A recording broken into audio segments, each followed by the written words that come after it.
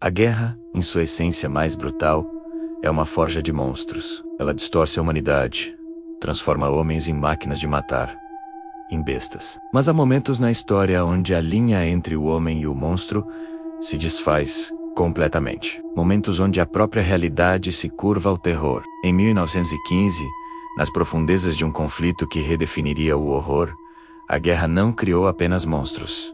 Ela criou fantasmas. Fantasmas que se recusaram a morrer. Imagine, por um instante, o terror mais primordial. Não o medo da morte, mas o medo do não morto. O que você faria se o inimigo que você acabou de aniquilar, que você viu sucumbir à morte mais agonizante, levantasse da névoa tóxica para te caçar, para te arrastar de volta para o inferno que você pensou ter criado para eles? Esta é a história de Osowiec. A história do dia em que os mortos se levantaram. Uma lenda que ecoa não apenas a bravura, mas o horror indizível que a mente humana pode suportar e, por vezes, infligir. O ano é 1915. A Primeira Guerra Mundial devora a Europa. E no fronte oriental, a fortaleza de Osowiec, um baluarte russo isolado, no que hoje é a Polônia, se tornou um espinho na garganta do Império Alemão. Não era apenas uma fortificação, era um símbolo de resistência, uma barreira intransponível que impedia o avanço alemão em direção a importantes linhas ferroviárias e cidades. Por meses, ela resistiu a ataques implacáveis.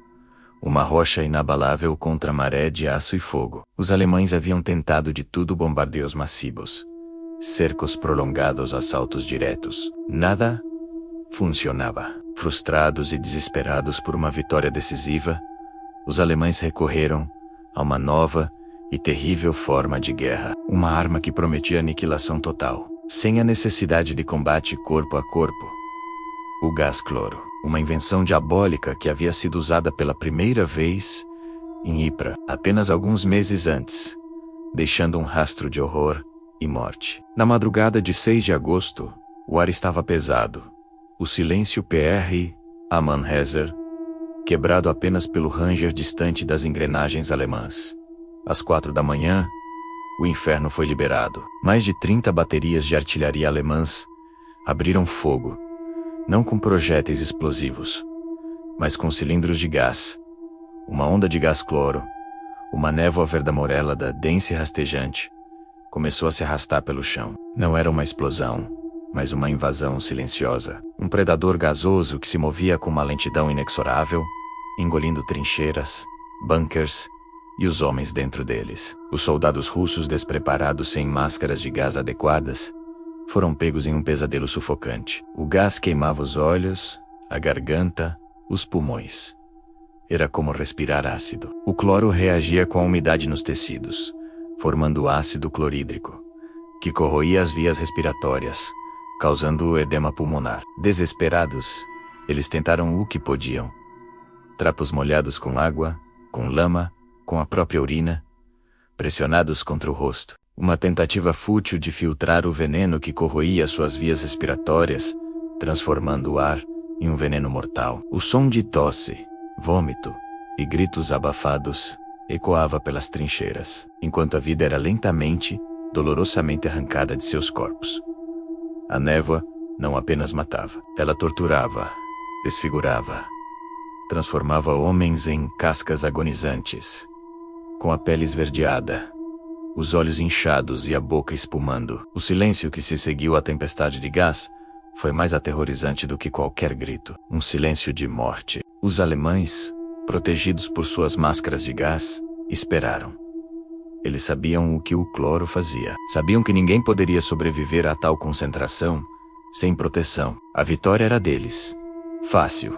Uma vitória sem derramamento de sangue alemão. Apenas o veneno, fazendo seu trabalho sujo. Às 11 da manhã, quando a névoa começou a se dissipar, revelando um cenário de devastação apocalíptica, 7.000 soldados alemães, apoiados por artilharia e metralhadoras, avançaram. Eles eram a 11ª Divisão Landwehr, uma força esmagadora, confiantes, marchando sobre o que acreditavam ser um cemitério. Seus objetivos eram claros: ocupar a fortaleza, recolher os corpos, consolidar a vitória. A artilharia russa, silenciada pelo gás, não oferecia resistência. As trincheiras pareciam vazias. Os postos de observação, inertes, os alemães avançavam com uma estranha mistura de cautela e arrogância. O cheiro de cloro ainda pairava no ar, misturado com o odor metálico de sangue e o cheiro doce e nauseante de carne em decomposição. Eles pisavam sobre os corpos de seus inimigos, inchados, esverdeados, com os olhos vidrados e as bocas abertas em um grito eterno. Era uma paisagem lunar, desolada, onde a vida havia sido varrida. A vitória parecia garantida. Um triunfo da ciência sobre a carne, da tecnologia sobre a resiliência humana. Mas o que eles não sabiam é que estavam prestes a testemunhar algo que desafiaria a própria razão. Algo que rasgaria o véu entre a vida e a morte. Algo que os assombraria para sempre. O silêncio não era de rendição, mas de um terror que ainda não havia se manifestado. Então, a névoa se abriu e o inferno se materializou. Não eram homens que emergiam das profundezas daquele miasma verde, mas espectros. Cerca de 100 soldados russos, os últimos defensores da fortaleza, os homens mortos, cambaleavam para fora da bruma. Seus uniformes antes cinzentos agora estavam em farrapos, manchados de sangue e vômito. Seus rostos, desfigurados por queimaduras químicas, a pele esverdeada e inchada, os olhos vermelhos e lacrimejantes. Alguns cegos, outros com a córnea queimada. Eles tossiam. Um som gutural úmido, que não era humano, mas o estertor de pulmões em colapso. Tossiam sangue, pedaços de seus próprios pulmões, enquanto cada respiração era um estertor agonizante, um grito silencioso de dor que rasgava o ar. Mas em suas mãos, baionetas, e em seus olhos, uma fúria demoníaca, uma vontade de ferro que transcendia a própria biologia. A visão era tão grotesca, tão antinatural, que os milhares de alemães pararam, petrificados. O avanço confiante se transformou em um choque de incredulidade, depois em pavor. Eles não estavam lutando contra homens, estavam lutando contra cadáveres em fúria, movidos por uma última e terrível vontade de vingança. O som da tosse sufocada, o ranger das baionetas, o cheiro de carne queimada e morte. O terror puro tomou conta dos alemães. A disciplina se desfez. Como lutar contra algo que já está morto? Como matar o que já foi morto pelo seu próprio veneno? A mente humana não estava preparada para tal horror. Não era uma batalha. Era um pesadelo vivo. Os homens mortos avançaram.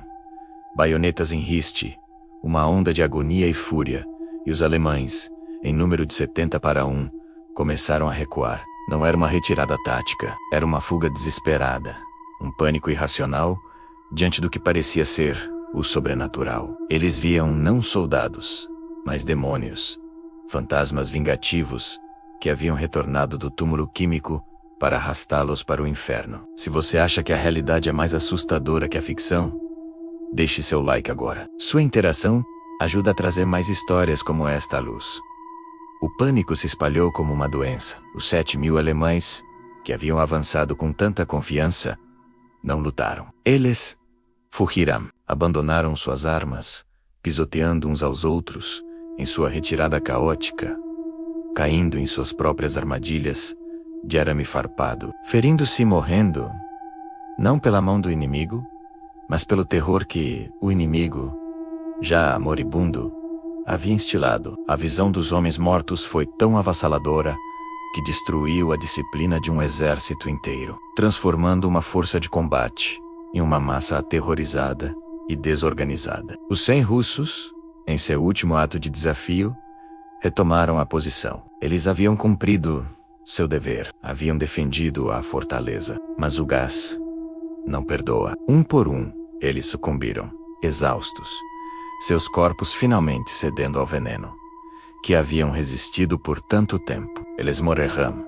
mas não sem antes gravar uma imagem indelével de horror e bravura na mente de seus inimigos. A fortaleza de Osowiecki foi abandonada dias depois, pois os alemães, embora tivessem recuado, eventualmente a cercaram e a tomaram. Mas a moral, a vitória psicológica, pertencia aos russos. A lenda dos homens mortos ecoaria pelos anais da história militar. Um testemunho do que a vontade humana é capaz de fazer quando confrontada com o abismo. A história dos homens mortos de Osowiec é mais do que uma anedota de guerra. É um testemunho arrepiante da capacidade humana de resistir, de lutar, mesmo quando tudo está perdido. Ela nos força a confrontar a verdade de que a força de vontade humana consegue transcender a própria biologia quando não há mais nada a perder. É um lembrete sombrio do que a guerra pode fazer aos corpos e mentes, transformando-os em algo irreconhecível, mas também da capacidade inquebrável do espírito humano de lutar até o último suspiro. É uma história que nos faz questionar os limites da dor, do medo e da determinação. Uma prova de que, mesmo no inferno, a humanidade pode encontrar uma forma de se levantar, mesmo que seja apenas para assombrar seus algozes. E talvez, apenas talvez, essa seja a forma mais aterrorizante e inspiradora de heroísmo. Se você se atreve a explorar mais histórias reais e obscuras do campo de batalha, mergulhar nos cantos mais sombrios da história militar e do terror psicológico, inscreva-se no canal e ative o sino para não perder os próximos mergulhos no abismo da história. Até a próxima vez, e que seus pesadelos sejam apenas sonhos.